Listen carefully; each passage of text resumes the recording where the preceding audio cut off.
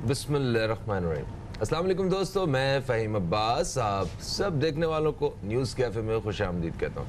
और मैं हूँ ज़हरा रज़ा। मेरी तरफ से भी तमाम देखने वालों को खुशामदीद, अस्सलाम वालेकुम। उम्मीद करते हैं कि आप लोग सब खैरियत से होंगे और अपने दिन का, अपनी सुबह का एक अच्छा सा आगाज़ भी कर चुके होंगे। जैसा कि आप जानते हैं कि पाकिस्तान एक ज़रई मुल्क है और ज़राअत के शोबे में हमें बहुत ज़्यादा काम करने की ज़रूरत है। मुख्तलिफ़ सेक्टर्स पे ऑलरेडी काम हो रहा है। हुकूमती सतह पे ज़राअत के शोबे को बेहतर बनाने के लिए कोशिशें जारी हैं। उसके साथ साथ और भी बहुत सारे ऐसे सेक्टर्स मौजूद हैं यहाँ ज़राअत के लिए, ज़राअत के शोबे के लिए काम किया जाता है। तो हम अपने प्रोग्राम के पहले हिस्से में ज़राअत के शोबे के हवाले से बात करेंगे जो कि USAID के ताउन से जो पाकिस्तान में किया जा रहा है और किस तरह पाकिस्तान की जो पैदावार है ज़राअत के शोबे में उसको बेहतर बनाने की कोशिशें की जा रही हैं। इस बारे में बात होगी। आज हमारे साथ डॉक्टर मुबश्शिरा मुक़द्दस साहिबा मौजूद हैं टेलीफोन लाइन पे, जो कि एग्रीकल्चर एक्सपर्ट हैं और हम ये बात करेंगे USAID Pakistan partnership agriculture market development के बारे में। अस्सलाम वालेकुम डॉक्टर मुबश्शिरा। वालेकुम अस्सलाम ज़हरा। बहुत शुक्रिया डॉक्टर मुबश्शिरा, आपने हमें वक्त दिया। सबसे पहले आप बताइए ये जो USAID जो प्रोजेक्ट है एग्रीकल्चरल डेवलपमेंट के हवाले से, ये क्या है और किस तरह से ये पाकिस्तान की जो ज़राअत है उसको कैसे मतलब डेवलप करेगा? जी, आज हम जिस प्रोजेक्ट की बात कर रहे हैं उसका नाम है US Pakistan partnership for agricultural market development. जैसा कि इसके नाम से जाहिर है कि ये ना सिर्फ एग्रीकल्चरल प्रोडक्शन पे काम किया इस प्रोजेक्ट ने, बल्कि also it worked on the market access, कि हम अपने प्रोड्यूस को, जो एग्रीकल्चरल प्रोड्यूस है, उसको मुल्क के अंदर और बैरून मुल्क किस तरह लेकर जा सकते हैं। ये एक कमर्शियल एग्रीकल्चर प्रोजेक्ट है जिसके तहत हमने 4 वैल्यू चेन में काम किया, जिसमें सिट्रस है जिसे कीनू कहते हैं, मैंगो में हमने काम किया, high value off season vegetables में काम किया और लाइफ स्टॉक सेक्टर में हमने मीट पे फोकस किया इसमें। और इसकी एक और यूनिक बात प्रोजेक्ट की ये है कि इसमें हमने प्राइवेट सेक्टर के साथ मिलके काम किया कि उनको क्या ज़रूरत है एग्रीकल्चर सेक्टर को आगे बढ़ाने में, एक्सपोर्ट में और वैल्यू एडिशन में, उन चीज़ों पे हमने काम किया। अच्छा, काम करने का तरीकाकार क्या है आपका? मतलब किस तरह काम कर रहे हैं? USAID का प्रोजेक्ट है ये, तो पाकिस्तान में इसकी ज़रूरत क्यों महसूस हुई और क्या ये चैरिटी प्रोजेक्ट है इस बार? और आपने कहा कमर्शियल एग्रीकल्चर प्रोजेक्ट है, तो थोड़ा सा इसमें भी थोड़ा सा डिफ्रेंशिएट कीजिएगा। जी बिल्कुल।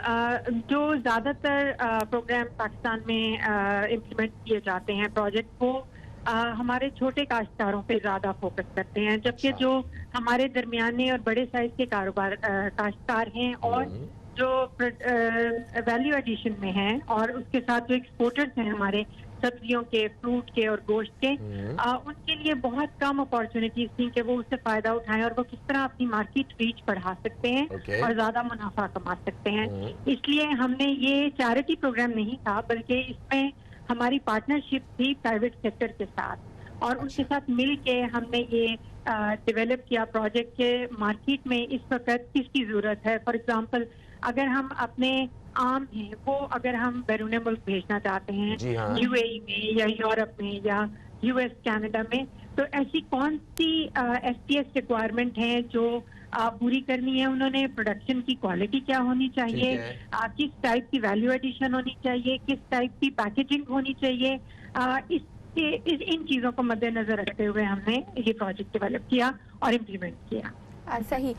तो डॉक्टर मुबश्शिरा, जब आपने ये प्रोजेक्ट जब आपने इस पे काम करने लगी तो आपको कौन सी ऐसे चीज़ें थी जो आपको लगा कि जिनकी ज़रूरत है टेक्नोलॉजी के हवाले से या किसानों की बात कर लें उनको ट्रेनिंग के हवाले से, वो भी हमें बताइए। जी बिल्कुल। हमारे यहाँ क्योंकि बहुत सी चीज़ें प्रोडक्शन से लेके मार्केटिंग तक एक पुराने तरीके पे चली आ रही थी, तो एक तो जिद्दत इनोवेशन लाने की बहुत ज़रूरत थी एग्रीकल्चर सेक्टर में और अभी भी है। उसके अलावा नई मार्केट ढूंढने की बहुत ज़रूरत थी ताकि हमारे किसानों से लेके हमारे एक्सपोर्टर्स तक ज़्यादा मुनाफा कमा सकें और किसानों को ट्रेनिंग देने की। तो इसमें हमने जो स्ट्रैटेजी अपनाई वो ये थी कि हमने जो हमारे काश्तकार थे, फार्मर्स, उनको हमने ट्रेनिंग दी कि वो बेहतर क्वालिटी का प्रोड्यूस अच्छे तरीके से कैसे उगा सकते हैं जिसकी मार्केट में डिमांड ज़्यादा है और जो प्रॉफिट ज़्यादा देगा। उसके बाद हमने जो हमारे प्रोसेसर्स हैं उनके साथ मिलकर काम किया कि ऐसी क्या चीज़ हम कर सकते हैं कि जिसमें हम जिद्दत भी ला सकें और उनकी वैल्यू एडिशन भी हो सके। फॉर एग्जांपल जैसा कि मैंगो की सेक्टर में हमने देखा कि सब ग्रेडिंग जो आमों की है पैकिंग के दौरान वो मैनुअली हाथों से की जाती है। तो उसके लिए हर मुल्क की रिक्वायरमेंट अलग थी कि उन्हें किस साइज का किस वेट का मैंगोज वहाँ पे चाहिए। उसके लिए हमने ऑटोमेटेड मैंगो ग्रेडर्स उनको प्रोवाइड किए जो कि वजन और शेप और साइज के हिसाब से आमों को अलग अलग करते हैं। उसके अलावा पैकेजिंग में इनोवेशन लेके आई। इसी तरह हमारी जो सब्जियां हैं high value off season vegetables वो सारा प्रोड्यूस जो है क्योंकि सीजनल होता है तो उनके पास एक बहुत छोटी दो फार्मर्स के पास थी कि वो एक्सपोर्ट कर सकें गल्फ कंट्रीज में या यूरोप में। सही। उसके लिए हमने रियलाइज किया कि कोल्ड स्टोरेज की बहुत जरूरत है। तो हमने 7 कोल्ड स्टोरेजेस एस्टैब्लिश किए, 6 सिंध में और 1 पंजाब में, जिससे उन्हें टाइम मिल जाता है कि वो 2 महीने तक सब्जियों को रख के फिर भी वो फ्रेश होती हैं और वो उसको ट्रांसपोर्ट कर सकते हैं based on the market demand. बिल्कुल ठीक। अच्छा मुबशरा साहिबा, पाकिस्तान एक ज़राई मुल्क है, तो पाकिस्तान में ज़राअत के शोबे में किस हद तक बेहतरी मुमकिन है और हमारी पैदावार जो है वो किस हद तक बढ़ सकती है? जो हमारे नाजरीन हैं जो इस ज़राअत के शोबे से मुंसलिक हैं वो किस तरह फ़ायदा उठा सकते हैं? हम इन सारी चीज़ों पर आपसे मालूमात मज़ीद हासिल भी करना चाहते हैं। मेरा ख्याल है कि एक वक्फे का वक्त है।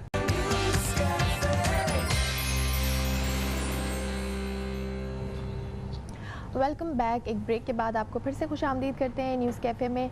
और आज हम जिस प्रोजेक्ट के बारे में बात कर रहे हैं वो है USAID project, Pakistan partnership agricultural market development. Doctor Mubashra Muqaddas हमारे साथ मौजूद हैं। डॉक्टर साहिबा, अगर हम आपसे ये जानना चाहें कि इस प्रोजेक्ट में ख़वातीन के लिए क्या है या ख़वातीन को किस तरह से हेल्प करता है ये प्रोजेक्ट, तो आप क्या कहेंगी? बहुत अच्छा सवाल किया। हमारे कमर्शियल एग्रीकल्चर अगर हम देखें जिसे हम एग्री बिजनेस भी कहते हैं उसमें बहुत कम खवातीन हैं। वैसे तो हमारी खवातीन ज़राअत के शोबे से 70% खवातीन जो दही इलाकों में हैं वो मुंसलिक हैं किसी न किसी तरह, लेकिन वो ज़्यादातर उनका रोल जो है वो फील्ड में ही होता है। लेकिन जब हम बात करें एग्री बिजनेसेस की के प्रोसेसिंग में और एक्सपोर्ट में और वैल्यू एडिशन में उनका क्या रोल है, तो बहुत कम मौके खवातीन के लिए मौजूद हैं। इस चीज़ को मद्देनजर रखते हुए हमने इस इनिशिएटिव के तहत ऐसी खवातीन को ढूंढा और सिलेक्ट किया कि जो कमर्शियल लेवल पर एग्रीकल्चर एक्टिविटीज में इन्वॉल्व हैं। सही। हमने उन्हें ट्रेनिंग दी कि किस तरह वो क्वालिटी प्रोड्यूस जो है वो उगा सकती हैं जिसकी मार्केट में ज़्यादा डिमांड है और ज़्यादा उसकी वैल्यू है। उसके अलावा हमने उनको उनकी फैसिलिटीज़, उनका बिजनेस, उनकी जो फील्ड्स हैं उनको एक्सपैंड करने के लिए हमने उन्हें ग्रांट्स भी दी, फाइनेंशियल ग्रांट्स, टेक्निकल असिस्टेंस के साथ साथ, जिसमें ऐसे इक्विपमेंट और ऐसे आलात और ऐसे उनको इंस्ट्रूमेंट्स और टेक्नोलॉजी मुहैया की कि जिससे वो मार्केट में कंपेटिटिव हो सके। सही। इसके अलावा हमने उनके रवाबत इंटरनेशनल और डोमेस्टिक मार्केट दोनों के साथ करवाए। हमने उनको जो एक्सपोज होते हैं, फूड शोज होते हैं इंटरनेशनल लेवल पे, हम ऐसी खवातीन के ग्रुप्स को वहाँ भी लेके गए ताकि वो अपना एग्रीकल्चरल प्रोड्यूस वहाँ पे शो कर सकें और वहाँ से ऑर्डर्स लेके आ सकें। बिल्कुल सही। अच्छा डॉक्टर साहिबा, ये बताइएगा कि पाकिस्तान इस वक्त जो आपको नाजरीन देख रहे हैं जो ज़राअत के शोबे से मुंसलिक हैं, वो USAID के इस एग्रीकल्चर प्रोजेक्ट का किस तरह फ़ायदा उठा सकते हैं, नंबर 1। और इसी के साथ साथ हमें ये भी बताइएगा कि पाकिस्तान के में ज़राअत के शोबे में किस हद तक बेहतरी मुमकिन है और पैदावार को हम कितने फ़ीसद तक बढ़ा सकते हैं अगर इस तरह के प्रोजेक्ट्स का सहारा लें तो? जी, सबसे बड़ी बात जो है हमारे पाकिस्तान में ज़राअत के शोबे में कि हमें इसमें टेक्नोलॉजी और जिद्दत लाने की ज़रूरत है। ठीक है। अभी तक हमारे जो काश्तकार हैं, खासतौर पे जो हमारे छोटे लेवल के काश्तकार हैं, वो बहुत पुरानी तर्ज की काश्तकारी और टेक्नोलॉजी यूज कर रहे हैं। अगर हमें मार्केट में कंपेटिटिव होना है तो उसके लिए हमें जिद्दत लानी पड़ेगी और टेक्नोलॉजी लानी पड़ेगी। और टेक्नोलॉजी सिर्फ इंस्ट्रूमेंट्स नहीं होते, कुछ ऐसी प्रैक्टिसेस भी होती हैं, कुछ ऐसे तरीकाकार भी होते हैं आपके काश्तकारी के कि जिनके जरिए आप प्रोडक्शन बढ़ा सकते हैं। इसी तरह आपको जो स्टैंडर्ड्स हैं जैसे मुख्तलिफ कंट्रीज ने अपने स्टैंडर्ड्स रखे हैं, प्रोटोकॉल्स रखे हैं कि अगर आप वहाँ एक्सपोर्ट करना चाहते हैं तो उन स्टैंडर्ड्स के मुताबिक आपका प्रोड्यूस होना चाहिए। उन स्टैंडर्ड्स को मद्देनजर रखते हुए जो हमारे प्रोसेसर और एक्सपोर्टर हजरात हैं वो हमारे फार्मर्स के साथ काम करें ताकि उस क्वालिटी का प्रोड्यूस पैदा हो सके, तो ना सिर्फ डोमेस्टिक मार्केट में हमें अच्छी क्वालिटी मिले बल्कि एक्सपोर्ट में भी उससे इजाफा हो। हमारा जो अब काश्तकारी का रकबा है उसे तो हम बढ़ा नहीं सकते, लेकिन उसमें हम जो हमारी पर यूनिट प्रोडक्शन है उसको बढ़ा सकते हैं। जैसे पर एकड़ हमारी प्रोडक्शन है या पर एनिमल जो हमारी प्रोडक्शन है गोश्त की या दूध की, उसको हम बढ़ा सकते हैं। इसके अलावा हम उसमें वैल्यू एडिशन कर सकते हैं।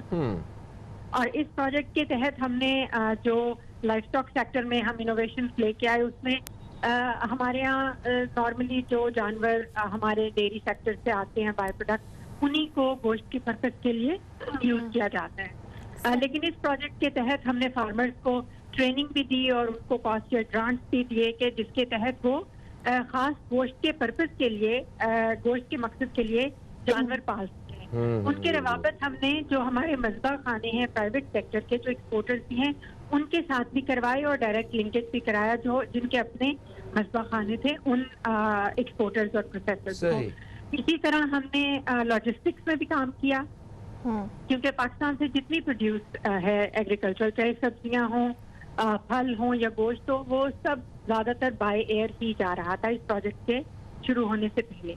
हमने उसमें कंट्रोल्ड एटमॉस्फेयर सी शिपमेंट्स इंट्रोड्यूस कराए जिससे हमारे जो एक्सपोर्टर हजरात हैं उनको बहुत प्रॉफिट मार्जिन मिला। जैसे अगर आप जहाज से बेचते हैं तो पर केजी आपको तकरीबन $1.5 $1 इतना देना पड़ता है, और अगर आप समंदरी रास्ते से वो भेज रहे हैं, और मैं गल्फ मार्केट की बात कर रही हूँ, अगर आप वहाँ समंदरी रास्ते से भेजते हैं कंट्रोल्ड एटमॉस्फेयर में तो उसमें आपकी कॉस्ट 50% कम हो जाती है जो कि आपके प्रॉफिट में एडिशन करता है।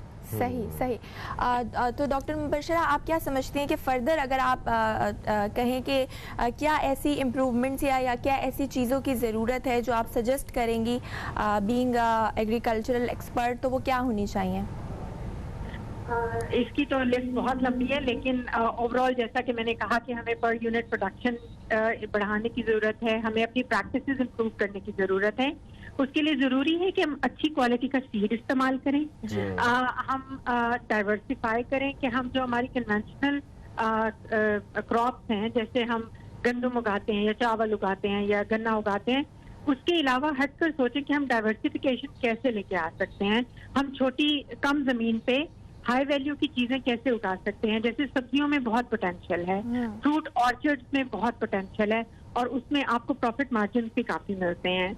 अगर किसी के पास 5 एकड़ है और वो 1 एकड़ पे सब्जियां उगा लें और 4 एकड़ पे अपनी गंदम उगा रहे हैं, तो न सिर्फ उनकी अपनी नीड पूरी होगी बल्कि डोमेस्टिक मार्केट की भी जरूरत पूरी होगी। और इसके साथ साथ अगर उनके कॉन्टेक्ट हो जाए प्राइवेट सेक्टर के साथ जो कि प्रोसेसर और एक्सपोर्टर हैं, तो उनकी जो एक्सपोर्ट है वो जो प्रोड्यूस है वो एक्सपोर्ट होके उन्हें काफ़ी प्रॉफिट मार्जिन दे सकते हैं। ठीक है, बहुत बहुत शुक्रिया डॉक्टर मुबशरा, आप हमारे साथ थी और आपने बहुत ही इंपॉर्टेंट पॉइंट जो है वो आज डिस्कस किए। मज़ीद बात करेंगे लेकिन फ़िलहाल वक्त हो गया है प्रोग्राम में एक ब्रेक का। कहीं मत जाएगा, देखते रहिए न्यूज़ कैफ़े।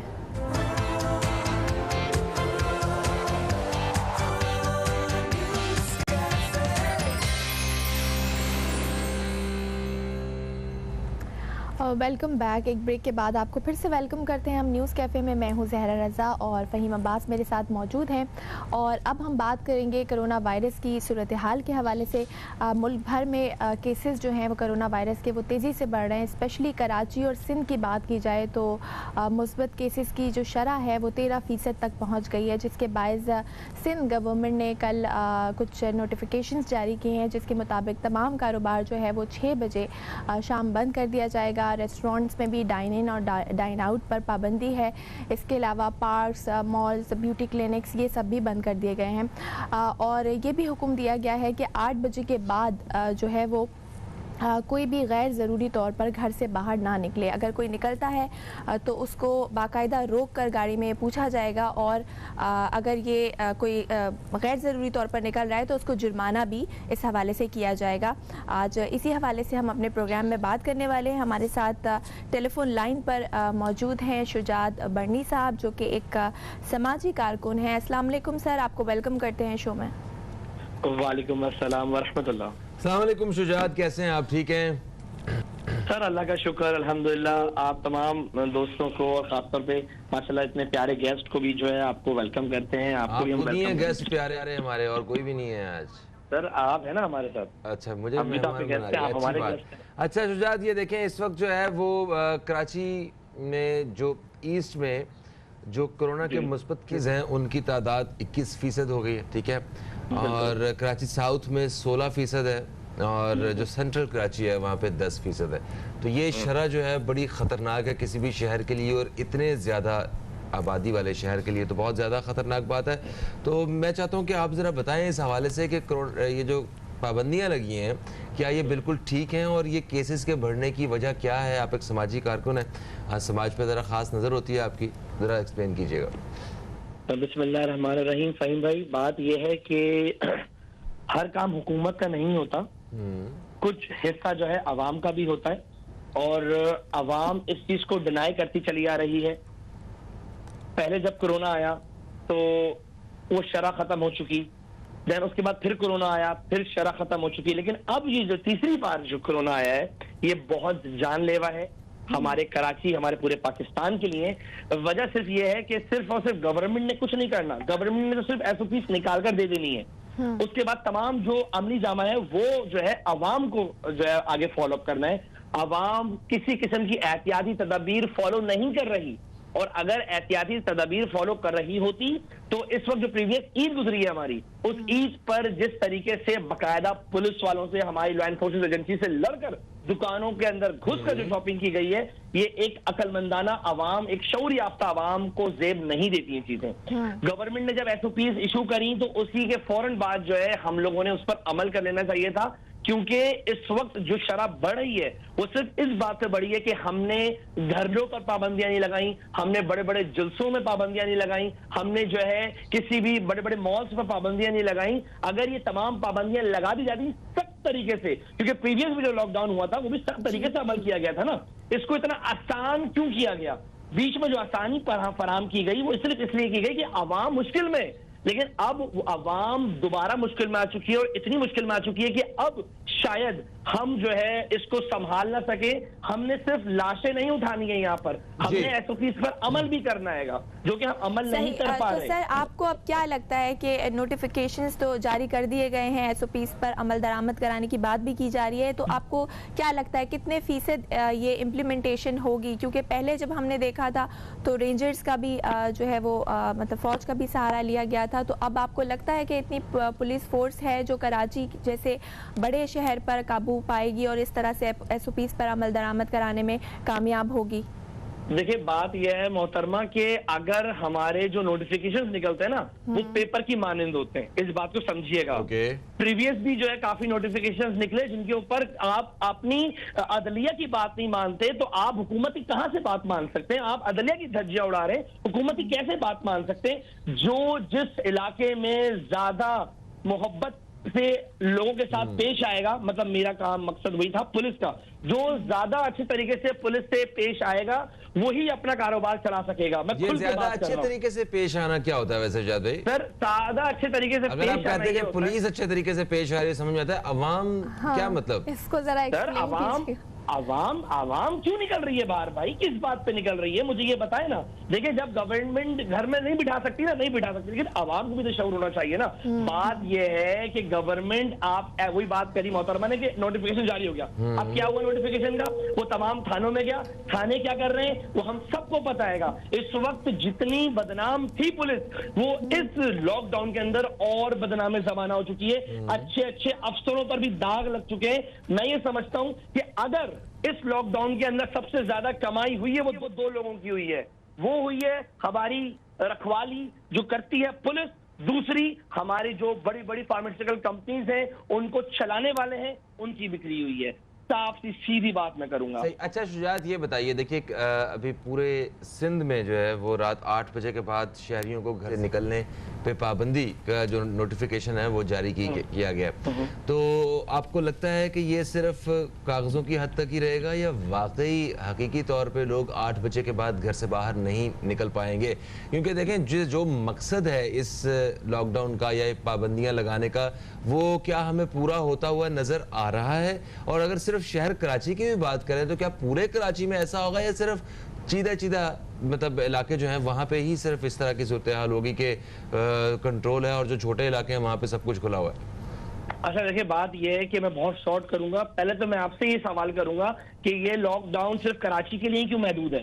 खुल के बात करूंगा। नहीं, पूरे सिंध के लिए भाई। अरे सर, मैं सिंध की बात नहीं कर रहा, मैं तो पाकिस्तान में रहने वाला शहरी हूँ। अच्छा, मैं पाकिस्तान के अंदर बात करूंगा कि सिर्फ और सिर्फ कराची के अंदर ही लॉकडाउन क्यों लग रहा है, मुझे ये बताएं ना।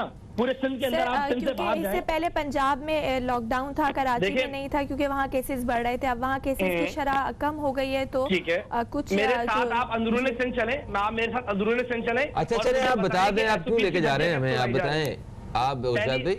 देखिए फ़हीम भाई, बात यह है कि मैं थोड़ा सा अब इस तरीके से आता हूं कि गवर्नमेंट ने जो इस वक्त टाइमिंग्स इशू करी हैं वो करी है सुबह 6 बजे से शाम 6 बजे तक अपना कारोबार करें। सही है। हमें इससे बहुत फायदा होगा। ये काम जो है हमने काफी सालों पहले कर लेना चाहिए था, क्योंकि कुरान शरीफ में अल्लाह पाक कह रहा है कि भाई सुबह उठो, सुबह रिस्क दूंगा। यहाँ पे आवाम जो है घोड़े बेच के 12-1 बजे उठ रही है, बिजनेस पे जा रही है। रात के जो है आपके 2-3 बजे होटल खुले हुए। यहाँ पर ऐसा लगता है कि कराची जो है जिंदा दिलाना शहर है, मैं मानता हूँ, लेकिन भाई जो आपका कुरान कह रहा है, जो आपका अल्लाह कह रहा है, आप उसको फॉलो क्यों नहीं कर रहे?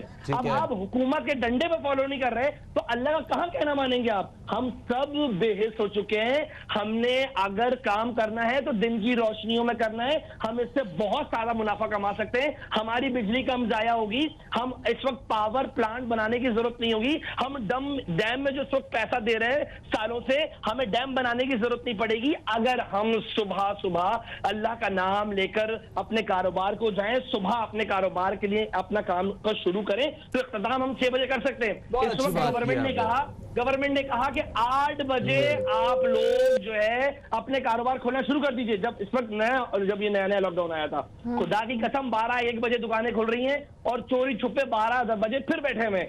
फायदा क्या? सिर्फ गवर्नमेंट का काम एसओपीज को फॉलो करवाना नहीं है, हम लोगों ने खुद खड़ा होना पड़ेगा।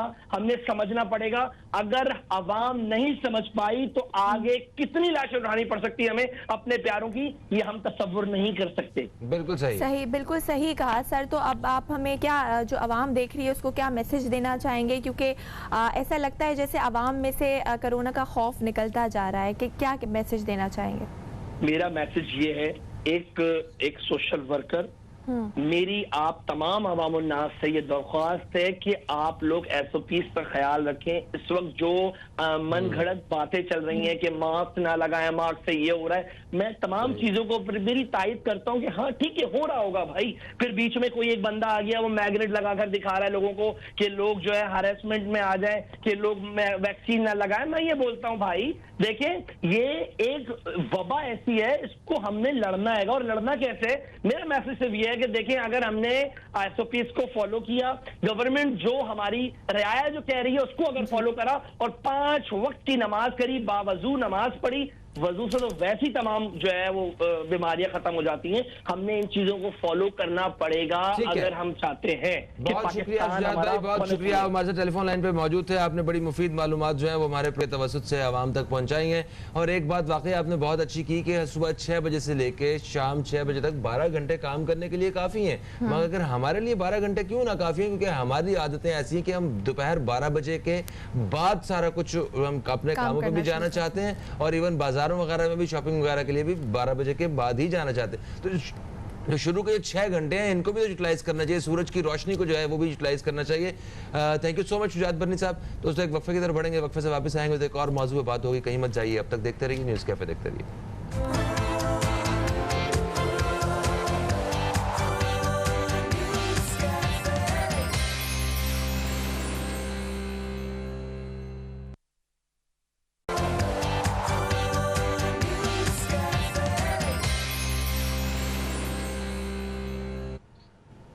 एक वक्फे के बाद आप सब दोस्तों को फिर से हम खुश आमदीद कहते हैं न्यूज़ कैफ़े में। न्यूज़ कैफ़े में मैं हूं फ़हीम अब्बास, मेरे साथ हैं ज़ाहिरा रज़ा।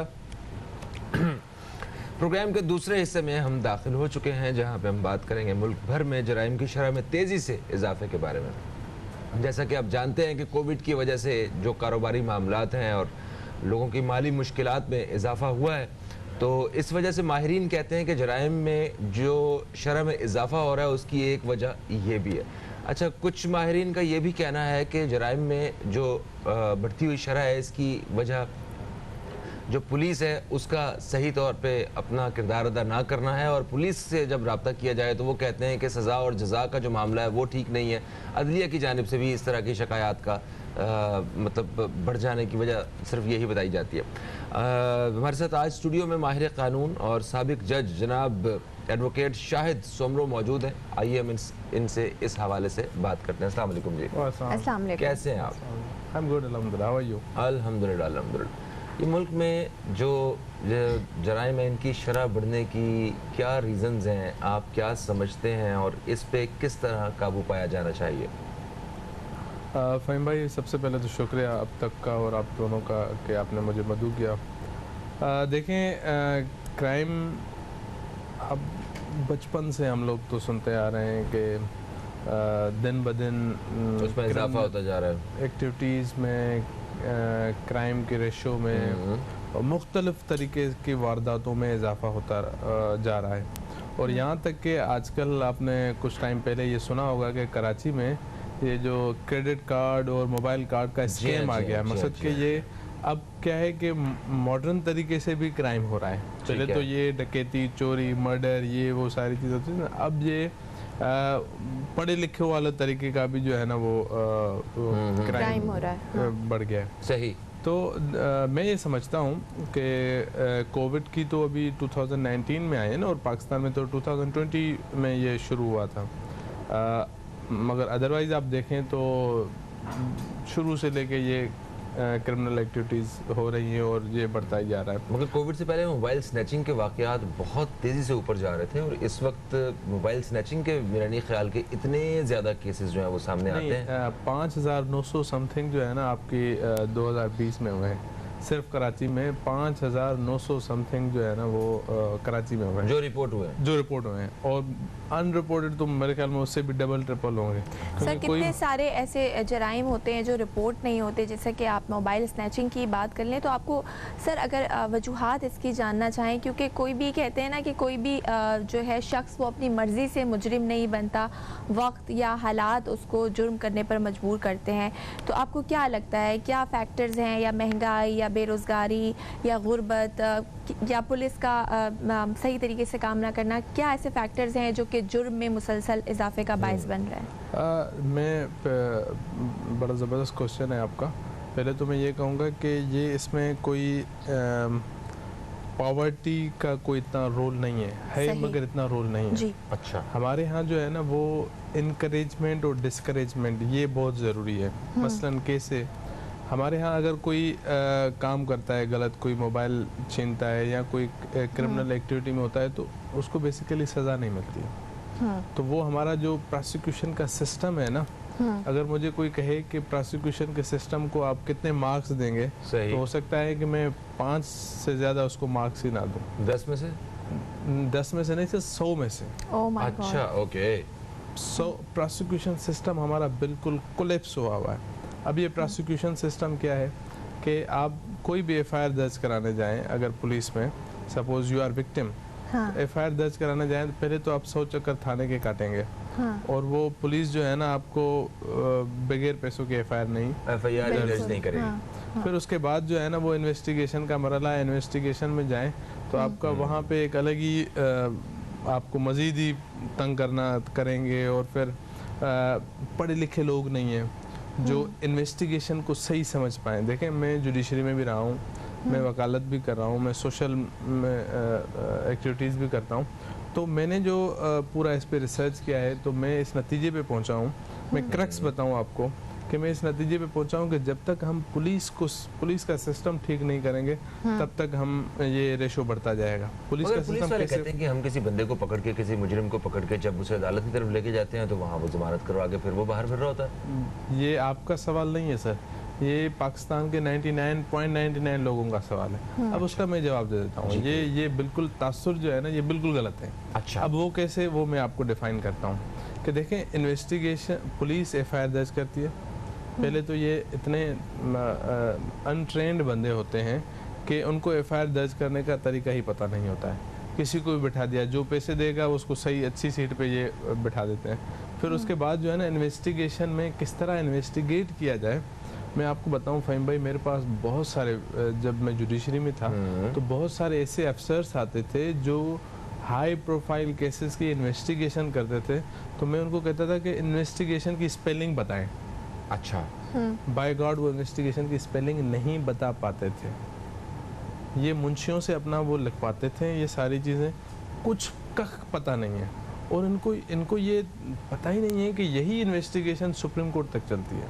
देखो, जज कैसे फैसला, जज क्या स्पॉट पे जाता है या जज क्राइम के जहाँ पे क्रिमिनल एक्टिविटी होती है वहाँ जाता है? जज कहाँ से फैसला करता है? ये था, ये जो कागज पे एफआईआर पे जो सारा केस लिखा होता है उसी हिसाब से उसी फैसला करेगा ना। या जज कोई प्रोसिक्यूटर तो नहीं है कि वो बस उसको सजा देनी, जज तो इंसाफ करने वाला है ना। सही। अगर उसके पास इन्वेस्टिगेशन ही आप बेकार लेके आ जाएंगे, उसके पास कोई मटेरियल ही कलेक्ट नहीं करके आएंगे, वो आप मटेरियल कलेक्ट नहीं कर पाते, या मटेरियल को आप दो तरह से आप वो हम समझते हैं कि ये नहीं करते हैं। या तो बंदे से पैसे ले लेते हैं, ठीक है, तो उसका पूरा मटेरियल को जो है ना वो ख़त्म कर लेते हैं, केस कुछ को कुछ बना देते हैं, ऐसा ही। और दूसरा जो है ना वो उनकी इनकॉम्पिटेंसी की वजह से जो है ना उनको पता ही नहीं होता है कि ये क्रिमिनल सिस्टम क्या है। उनको ये सारे पॉलिटिकल भर्ती हुए लोग हैं यहाँ पे सिंध में, जितने भी ओवरऑल, बल्कि मैं पाकिस्तान की बात करूँगा तो जितने भी हैं ये पॉलिटिकल भर्ती के लोग हैं। किसी ने होम मिनिस्टर ने लगा दिया, सीएम ने नौकरी दे दी, ये कर दिया, वो कर दिया।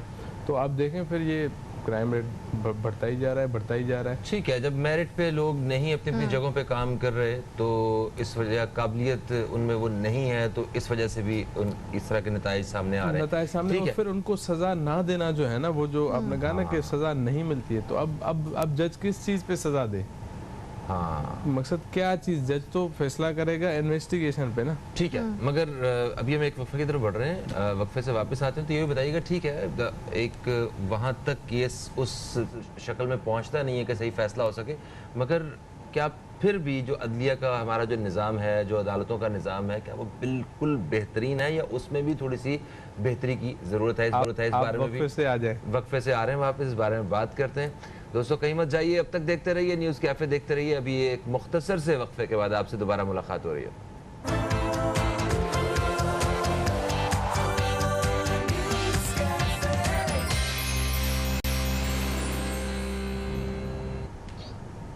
Welcome back. एक ब्रेक के बाद आपको फिर से वेलकम करते हैं न्यूज़ कैफ़े में। मैं हूं ज़हरा रज़ा और फ़हीम अब्बास मेरे साथ मौजूद हैं।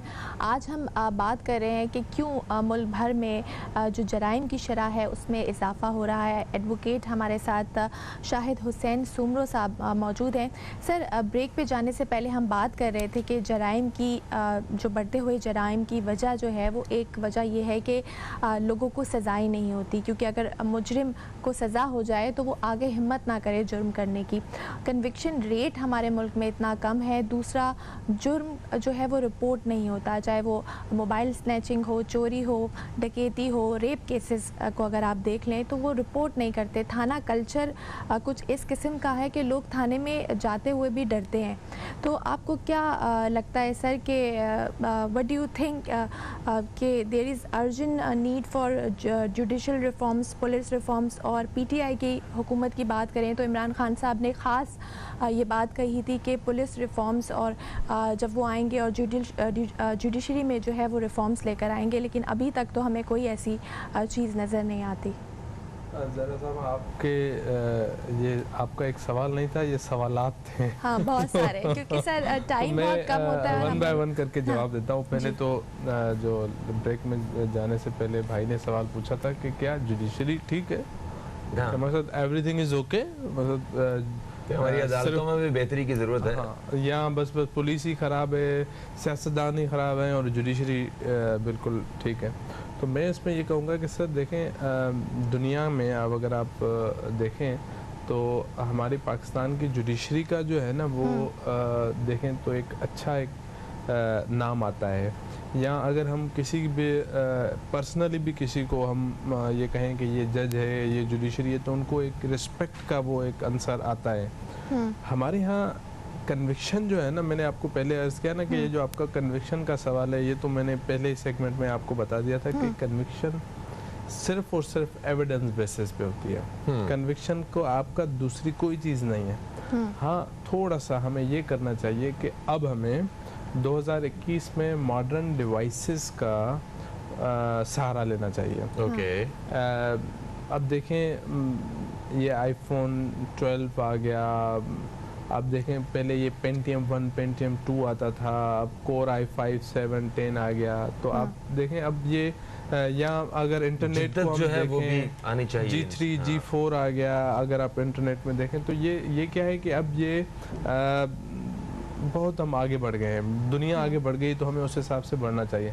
हमारे यहाँ क्या है कि जुडिशल जो सिस्टम है ना, वो कानून कौन सा है, बेसिकली हम कहते हैं ना कि भाई रेप हुआ, तो अब रेप को किस कानून के तहत दिया गया है?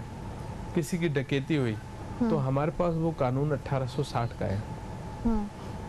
जरा सा आप बिलीव करेंगे 1860 के कानून को हम आज चला रहे हैं 2021 में।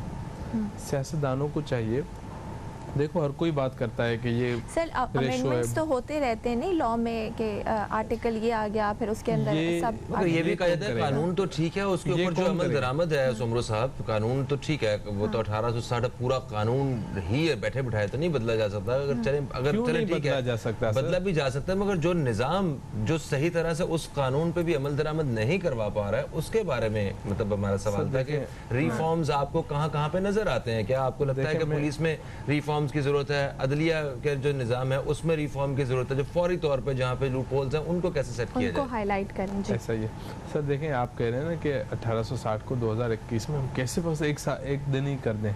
तो कॉन्स्टिट्यूशन आपने बनाया ना सर 1973 का, तो आप क्या नहीं बना सकते? आपके पास ये कानून कौन बनाता है सर? 1860 में भी अंग्रेजों ने बनाया ना, उससे पहले नहीं था, 1860 में बन गया। तो आप ये जो लेजिस्लेचर्स हैं, ये जो असेंबली में बैठते हैं, ये जो वोट लेते हैं, ये चाहे वो प्रोविंशियल के या कौमी असेंबली का है, ये हम इनको वोट क्यों देते हैं? क्या उनका पर्पस क्या है? तो उनको क्या कहा जाता है ये भी मैं बताऊं। उनको मेंबर पार्लियामेंट असेंबली जो होता है, वो चाहे नेशनल असेंबली हो या सिंध असेंबली हो या पंजाब असेंबली हो, ये बेसिकली लेजिस्लेचर्स होते हैं। पता है हमने आपसे पूछा है कि गाड़ी में ना यहाँ पे मसला ये सही नहीं चल रही है, आप कह रहे हैं गाड़ी बदल दे, मतलब आप बताएं कि ये मसला कह रहा हूँ ये काम करें सर, यहीं से कंटिन्यू करेंगे। हम आपसे वक्त हो गया ब्रेक का, उसके बाद पूछेंगे कहाँ पर ब्रेक जी कहाँ पर चेंज लाने की जरूरत है। तो कहीं मत जाएगा, देखते रहिए न्यूज़ कैफे। मिलते हैं एक छोटी सी ब्रेक के बाद।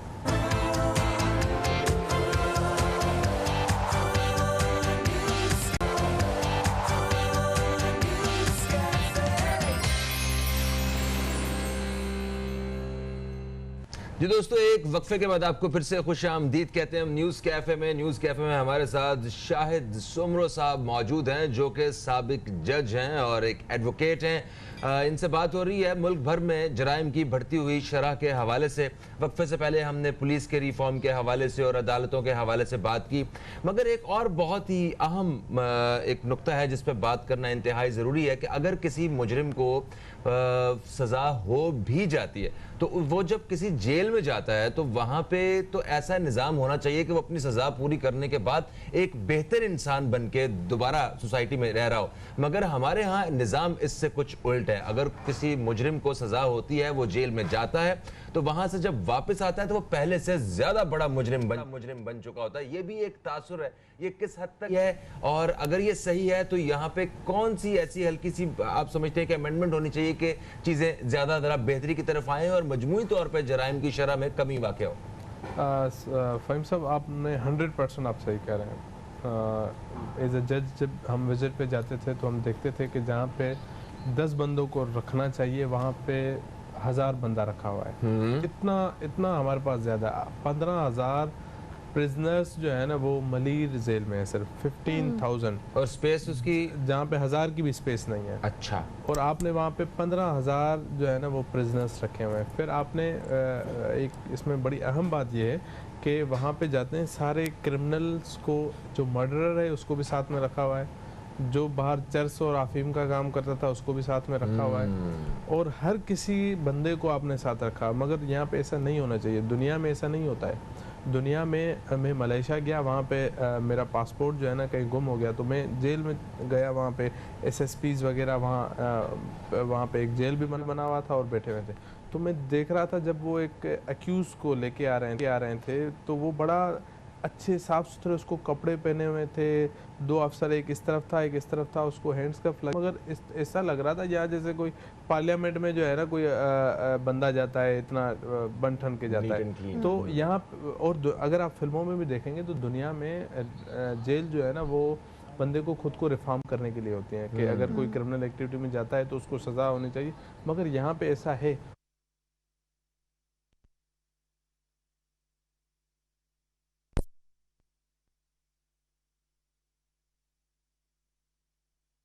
अंडर ट्रायल प्रिजनर्स पैसे देके अपनी एक जो वेन होती है ना जो उनको प्रिजन से लेके कोर्ट में लेके आते हैं, उसके भी वो पैसे दे देते हैं।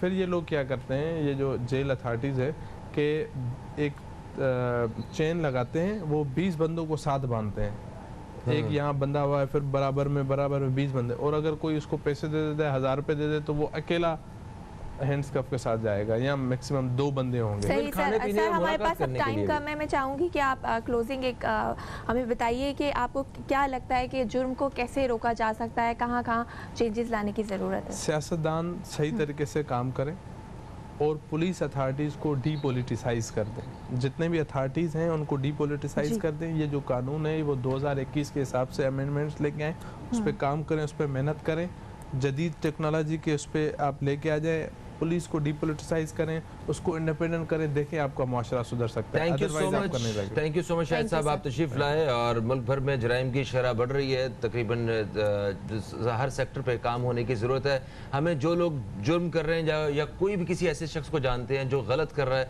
उसको हमें डिस्करेज करना चाहिए, और जो मेहनत करने वाला शख्स है उसको हमें इनकरेज करना चाहिए। इसी के साथ ही फ़हीम अब्बास को, ज़हरा रज़ा को, न्यूज़ कैफ़े की टीम को दें इजाज़त। आप दोस्तों से इंशाअल्लाह कल फिर मुलाकात होगी। कल तक के लिए खुदा हाफिज़। पाकिस्तान जिंदाबाद।